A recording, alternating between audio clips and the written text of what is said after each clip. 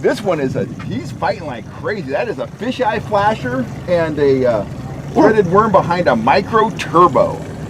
He's a fighter. Putting out maximum flash, maximum vibration. Look at that fight. Good Lord. Doing his best to get in that other line. Oh yeah. He is a fighter. Oh, nice fish. Nice fatty here. Oh. Wow, he is not giving up. Look at that. There we go. Whoa, yeah. Man. Bite is definitely a little slower here, but that's that fisheye flasher combined with that micro turbo putting out maximum flash, maximum vibration, and that is the result right there. I'm not keeping fish today. I want to get this guy back in. He's hooked right in the corner of the mouth. There we go. Pop him off that hook right there like that. Get him back in the water. Let me show you that rig.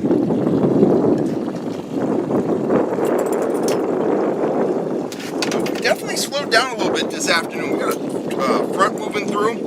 I'm pulling a silver fisheye flasher, the 4-inch version, right under the surface. We're teaming that about 40 inches behind it with one of my micro turbos with a little piece of threaded worm. That fish came in, the flasher attracted him. He came in, he hit that worm 4 different times. Then he finally got hooked up, and what a fight. He's back in the lake, and I'm gonna get this back in the water. Maximum flash, maximum vibration, pair it with some natural bait. It puts fish in the boat under the toughest of conditions.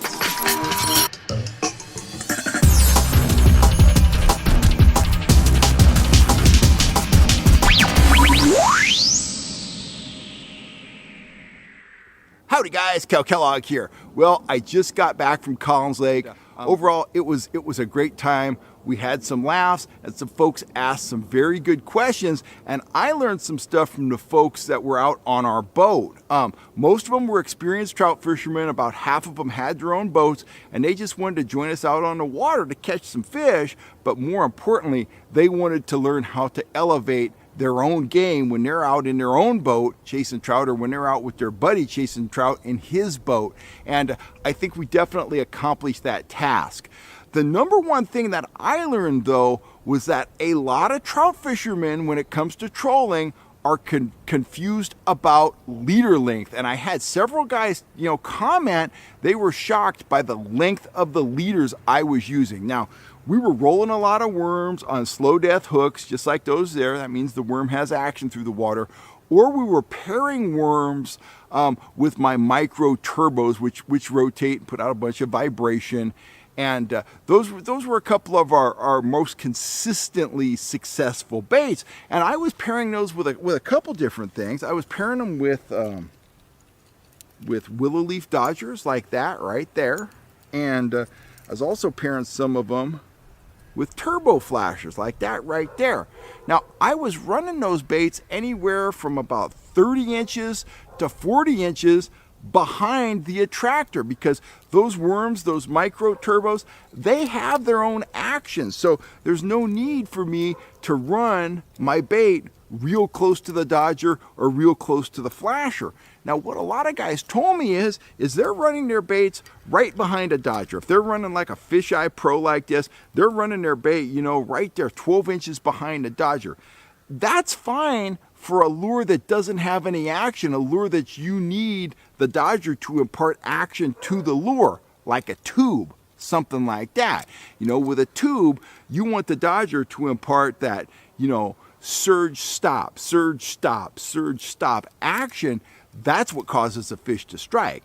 But if you're pulling a spoon, let's say you're pulling a full-size trigger spoon like that, and it's a frog pattern trigger spoon, and you're pairing it with this 4-inch fisheye pro, there is no reason to get that spoon right behind the dodger. Space it out 24, 30, 36, 40 inches away from the blade.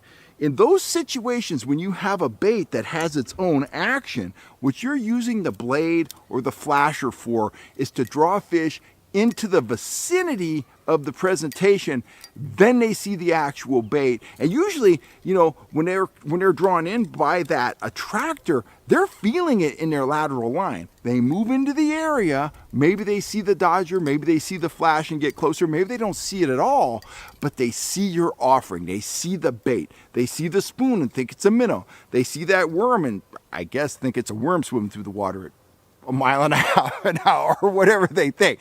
They aren't super bright. They're on a different level than us. They're just kind of checking boxes in their little brain. The bottom line is the attractor, the dodger, the flasher, it brings them into the area and then they see the bait, they focus on the bait, and if all goes well, they hit the bait and we got a fish on the end of our line. Now, I've always thought, and I think it's true, and certainly you can catch fish with a spoon right behind a dodger. I like to space mine out because I like to have a fair distance of line between the dodger and the fish once he's hooked, because I think if they're closer, there's a better chance of them to get leverage against the blade and shake that hook loose. So that's one of the reasons I use a long leader.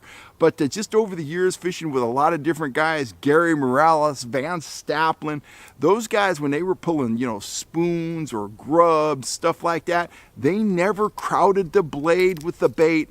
I've applied that to my own style of fishing, and I found it to be true. My standard leader length when I'm using a dodger or a flasher is anywhere, and I said this just a second ago, 24 to 40 inches. Space that out. Let the flasher bring the fish, you know, in close, and then they can see the offering and they can grab it. That big neon sign, it gets people into the restaurant so they can look at the menu and pick out what they want to eat. So kind of think about it that way.